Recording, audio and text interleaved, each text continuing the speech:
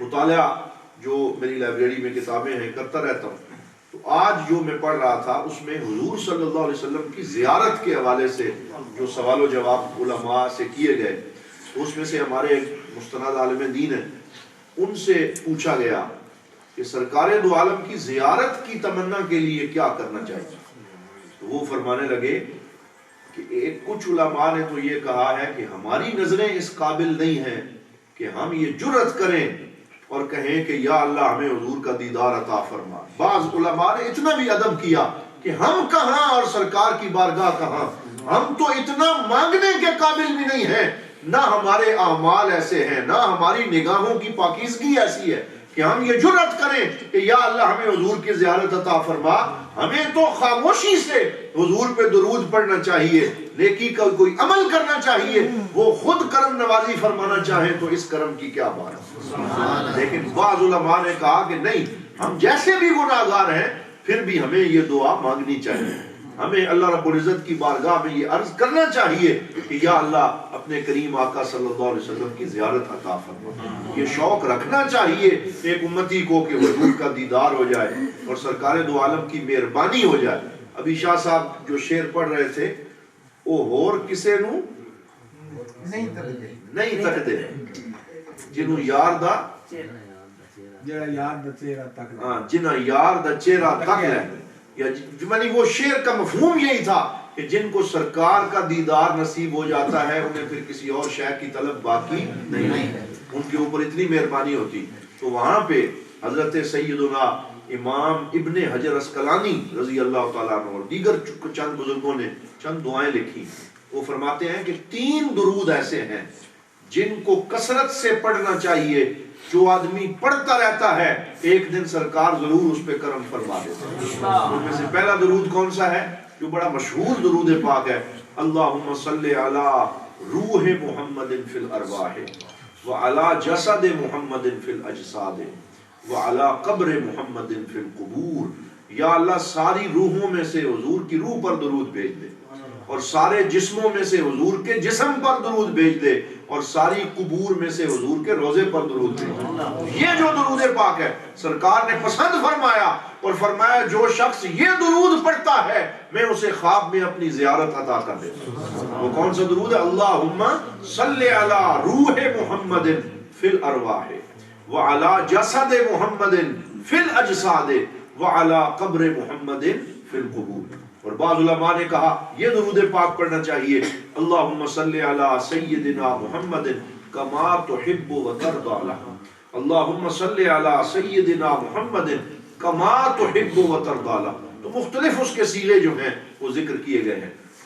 اور پھر جس شخص کو سرکار دو عالم صلی اللہ علیہ وسلم کی زیارت نصیب ہوتی ہے، حضور صلی اللہ علیہ وسلم نے خود ارشاد فرمایا، آپ بھی مل کے کہہ دیں صلی اللہ علیہ وسلم. سرکار نے فرمایا جس نے خواب میں مجھے دیکھا اس نے مجھے ہی دیکھا، کیونکہ شیطان میرے جیسی شکل و صورت میں آ سکتا نہیں ہے، اس میں یہ جرأت نہیں ہے.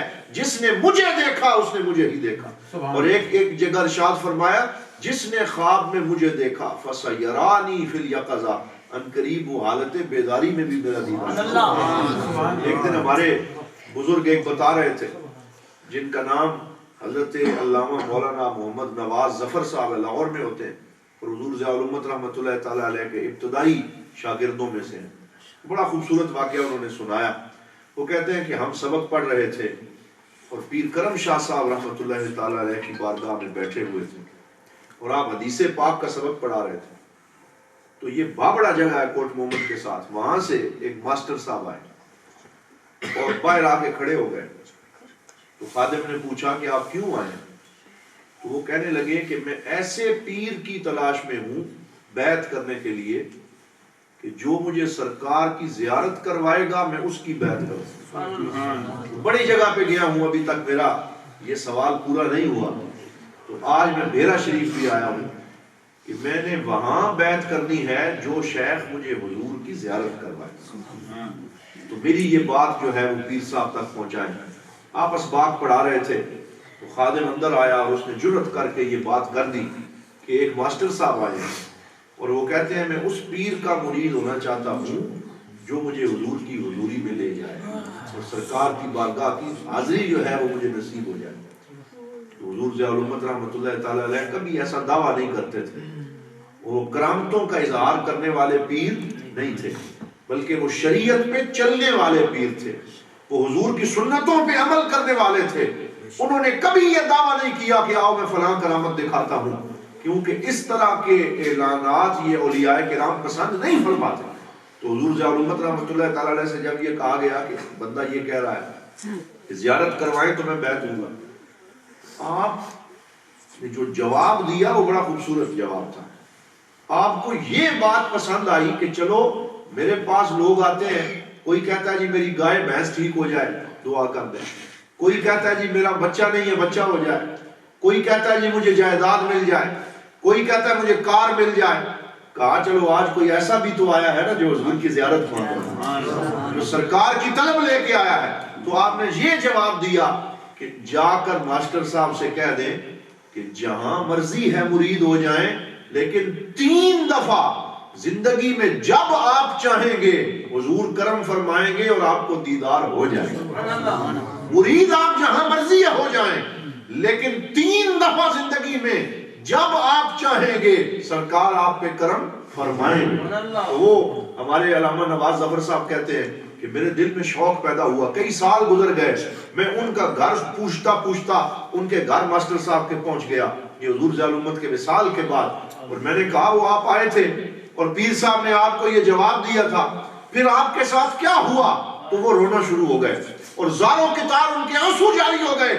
وہ کہنے لگے جیسے پیر صاحب نے فرمایا تھا وہی ہوا ہے کہ زندگی میں 3 مرتبہ جب میں نے ارادہ کیا رات کو سویا مدینے کے تاجدار نے کرم فرمایا اور اپنا دیدار عطا فرمایا. یہ 3 دفعہ مجھ پہ کرم ہوا ہے.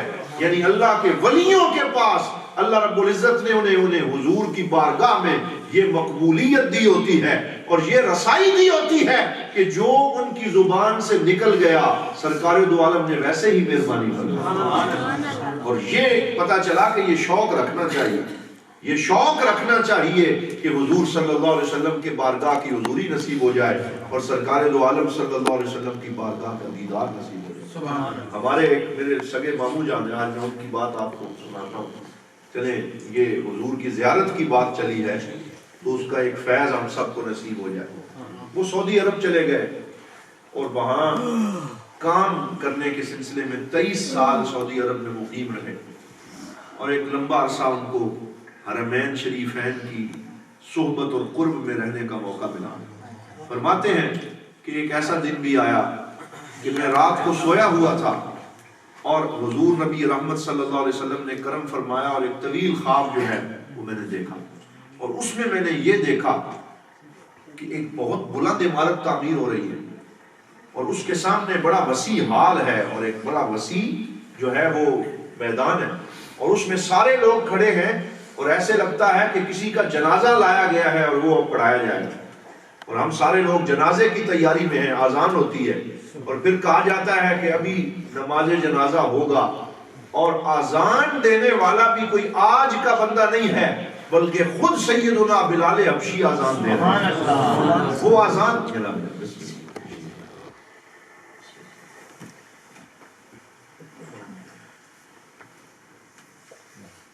سادات کرام کی جلوہ گری ہوئی. اللہ تعالیٰ ان کے عمر میں اور ان کے فیضان میں مزید برکتیں عطا فرمائیں.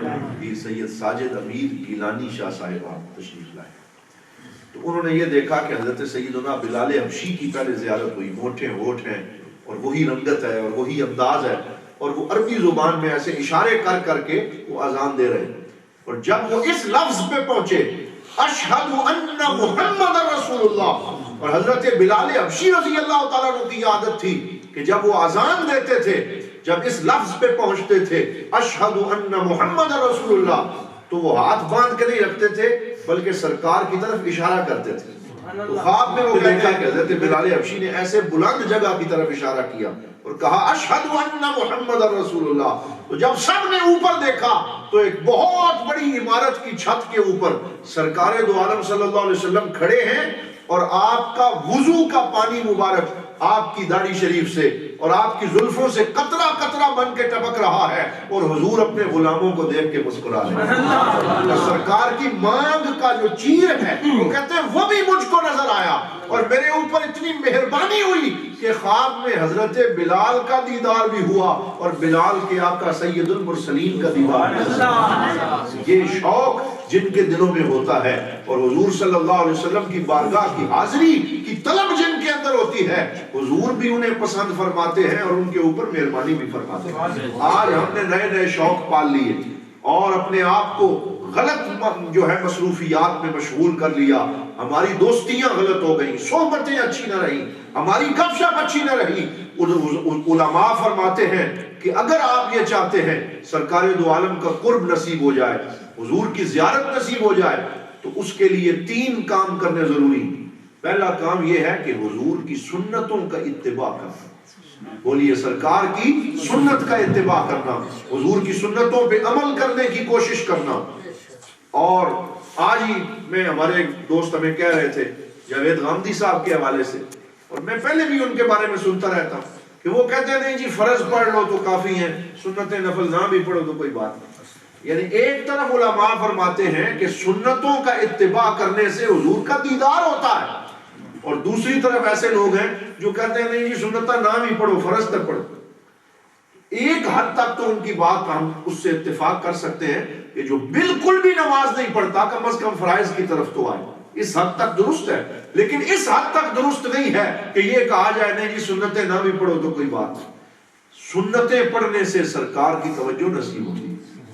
حضرت پیر سید میر علی شاہ صاحب کا واقعہ ہے کہ ان کو جب مدینہ پاک میں حضور کا دیدار نصیب ہوا تھا، میرے منیر اٹھا کے پڑھے، پورا واقعہ لکھا ہوا ہے کہ اس دن ان سے عشاء کی سنتیں رہ گئیں، عشاء کی سنتیں رہ گئیں اور فرض ادا کر کے سو گئے۔ رات کو سرکار مدینہ خواب میں تشریف لائے اور حضور نے فرمایا میر علی تو میرا بیٹا ہے، میری سنتیں پڑھ کے کیوں نہیں سویا؟ اور پھر انہوں نے یہ کلام لکھا، اج سکھ متراں دی بدھیری ہے، کیوں دلڑی اداس گنیری ہے، لوں لوں وچ شوق چنگیری ہے، اج نینا لائیاں کیوں جڑیاں۔ اور یہ زیارت ان کو اس وقت ہوئی تھی، سرکار نے فرمایا میری سنتیں ادا کیوں نہیں کی۔ اور پیر میر علی شاہ صاحب نے کہا کہ وہ ہمراہ وادی تھی جہاں مجھے حضور کا دیدار ہوا، وادی ہمراہ کا وہ زیارت کا واقعہ لکھا۔ تو اس سے یہ علماء نے پہلی شرط رکھی ہے کہ حضور کے قرب کے لیے سرکار کی سنتوں پر عمل کرنا ضروری ہے۔ وہ مسواک شریف کی سنت ہے، وہ لباس کی سنتیں ہیں، وہ امامہ شریف کی سنت ہے، وہ نماز کی سنتیں ہیں، وہ دیگر سرکار دو عالم کے زندگی کے معمولات ہیں۔ آئیں ہم کوشش بھی کریں، نیت بھی کریں، یا اللہ ہمیں اپنے کریم آقا کی سنتوں کی اتباع کی توفیق عطا فرمائے۔ دوسری شرط انہوں نے یہ لکھی، دراست و سیرت ہی، پہلی شرط اتباع و سنت اور دوسری شرط دراست و سیرت ہی، کہ اگر حضور کا قرب چاہتے ہیں تو کثرت سے حضور کی سیرت کا مطالعہ کریں، حضور کی بولیے حضور کی سیرت کا مطالعہ کہ سرکار دو عالم صلی اللہ علیہ وسلم نے کیسے زندگی گزاری، اور اس پہ اچھی اچھی کتابوں کا مجموعہ اپنے پاس جمع کریں، اپنی لائبریری کو حضور کی سیرت کی کتابوں کا ایک ذخیرہ بنائیں، پیسے جمع کریں اور فلاں کتاب سیرت کی لے کے آئیں، پھر دوسری لے کے آئیں، پھر تیسری لے کے آئیں، تاکہ آپ کے بچے جب آپ کے دل میں سیرت النبی کی کتابوں کو جمع کرنے کا شوق دیکھیں تو ان کے دل میں بھی علم کا شوق پیدا ہو جائے۔ جو شوق باپ کے ہوتے ہیں وہی بیٹوں میں منتقل ہوتے ہیں، اور اگر باپ کو کتابوں کا شغف نہ ہو، وہ کھلونے لے کے تو گھر آئے، وہ دیگر فضولیات لے کے تو گھر آئے، لیکن کبھی گھر میں سرکار کی سیرت کی کتاب لے کے نہ آئے تو اس کی اولاد میں حضور کی سیرت پڑھنے کا شوق کہاں سے پیدا ہو؟ لہذا ضیاء النبی لے کے آئیں، سنت خیر الانام لے کے آئیں، مولانا شبلی نعمانی کی سیرت پہ کتاب ہے وہ لے کے آئیں، الرحیق المختوم ایک بہت اچھی کتاب ہے صفی الرحمان مبارک پوری، وہ لے کے آئیں۔ اسی طرح اور بے شمار سیرت کی خوبصورت کتابیں ہیں جس میں حضور کی امت کے غلاموں نے سرکار دو عالم صلی اللہ علیہ وسلم کی سیرت کو محنت کر کے جمع کیا ہے۔ آپ سرکار کی سیرت کا مطالعہ شروع کریں گے، آپ کی زندگی میں برکت بھی آئے گی اور حضور کا قرب بھی نصیب ہو جائے گی۔ پہلا نسخہ کیا ہے کہ سرکار کی سنت پہ عمل کرنا، اور دوسرا ہے حضور کی سیرت کا مطالعہ کرنا، اور تیسرا ہے کثرت الصلاۃ علیہ، کہ کثرت سے حضور پہ درود پاک بھیجنا، سرکار پہ درود پڑھنا۔ یہ ایک جگہ پہ حضور صلی اللہ علیہ وسلم نے فرمایا، یہ میں آپ کو سناتا رہتا ہوں کہ سرکار نے فرمایا کہ مجھے اپنے احباب یاد آ رہے ہیں، مجھے اپنے احباب یاد آ رہے ہیں۔ یا رسول اللہ آپ کے احباب کون ہیں؟ ہم نہیں ہیں آپ کے احباب۔ فرمایا تم تو میرے اصحاب ہو، میں اپنے احباب کو یاد کر رہا ہوں۔ یا رسول اللہ وہ احباب کون ہوں گے؟ فرمایا جو میرے بعد آئیں گے اور انہوں نے مجھے دیکھا نہیں ہوگا، لیکن ان میں سے ہر ایک اس بات کے لیے تڑپ رہا ہوگا کہ اگر سرکار کی ایک جھلک نصیب ہو جائے تو میں اپنا سب کچھ قربان کرنے کے لیے تیار ہوں۔ حضور کی ایک جھلک کے لیے، سرکار کو تکنے کے لیے، حضور کے پاس بیٹھنے کے لیے وہ اپنے جان اور مال قربان کرنے کے لیے تیار ہوں گے۔ فرمایا وہ میرے احباب ہیں اور میں اپنے احباب کو یاد کر رہا ہوں۔ سرکار تو ہمیں یاد کرتے رہے، سرکار ہمارے لیے دعائیں کرتے رہے، ہماری بخشش و مغفرت کے لیے سرکار آنسو بہاتے رہے، تو فرمایا مجھے اپنے احباب یاد آ رہے ہیں۔ اب دیکھنا یہ ہے کہ احباب کو بھی آقا یاد آتے ہیں کہ نہیں آتے؟ احباب کی کیفیت کیا ہے؟ احباب کو ہوش ہی نہیں ہے اور احباب کسی اور کاموں میں لگ گئے ہیں، اور سرکار دو عالم صلی اللہ علیہ وسلم پہ درود پڑھنا اور حضور کی محفلیں سجانا، اس سے ہم لوگ دور ہوتے جا رہے ہیں۔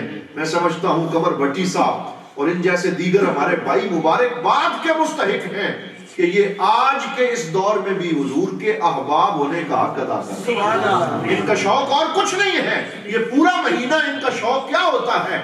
ان کی تڑپ یہی ہوتی ہے کہ اگلی دفعہ جب سرکار کے نام کی محفل سجے میں کوئی اچھی چیز پیش کروں۔ سارا مہینہ اس فکر میں رہتے ہیں، پھر درود پاک کی محفل سجے گی، حضور کے احباب آئیں گے، سرکار کے چاہنے والے آئیں گے، حضور کے عاشق آئیں گے۔